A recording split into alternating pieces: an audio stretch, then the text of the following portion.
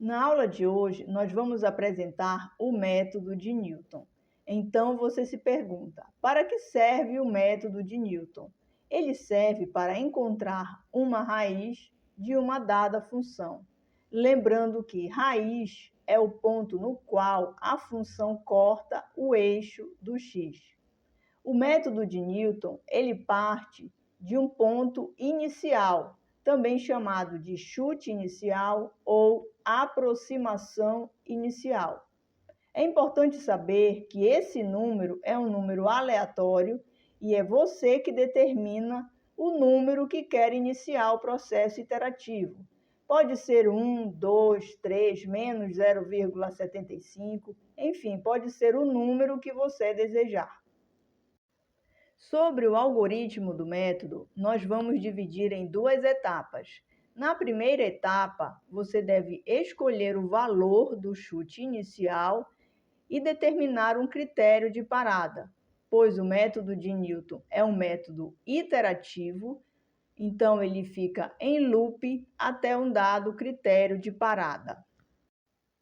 Na segunda etapa do algoritmo, você deve calcular ΔX igual a menos f de x dividido por f' de x, onde f' de x é a derivada da função f de x. Então, você já conclui que o método de Newton utiliza derivadas em seu processo iterativo. Após o cálculo de ΔX, você atualiza a variável por x de k mais 1 igual a x de k mais ΔX de k. Para a atualização da variável, você usa o valor anterior de x e o ΔX que você acabou de calcular. E agora vamos ao nosso exemplo.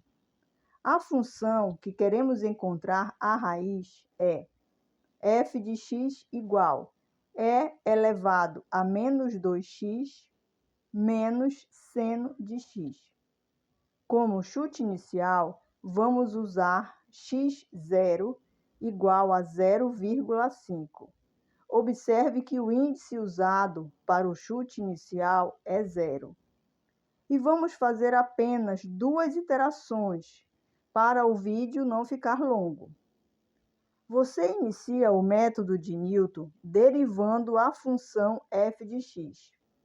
Então, a derivada de f de x é menos 2, que multiplica e elevado a menos 2x, menos cosseno x. Na iteração 1, fazemos k igual a 0. Vamos calcular ΔX0 igual a menos f de x0 dividido por f' de x0.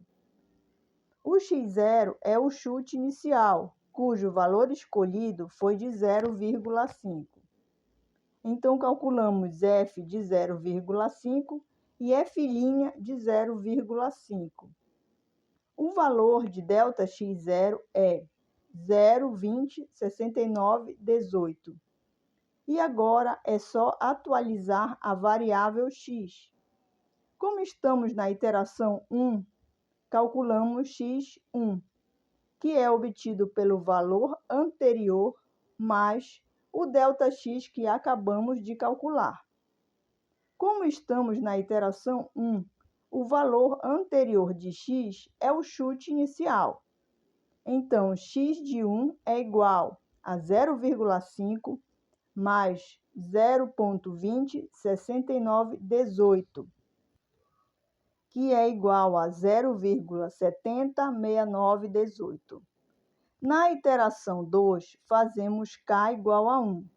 Então, calculamos ΔX1 no ponto x1. Então, ΔX1 é igual a 0,155327. Calculamos x2 fazendo o ponto anterior, que é x1, mais o ΔX que acabamos de calcular. Então, x2 é igual a 0,862245. Paramos o processo iterativo por aqui. para o vídeo não ficar longo, mas você pode fazer mais iterações com o objetivo de melhorar o resultado, pois, como pode observar, o valor da imagem da função no ponto ainda está longe do desejável, pois a imagem de uma raiz deve ser bem próxima de zero, e a imagem do ponto x2 é 0,163215. Então, esse valor ainda deve ser melhorado.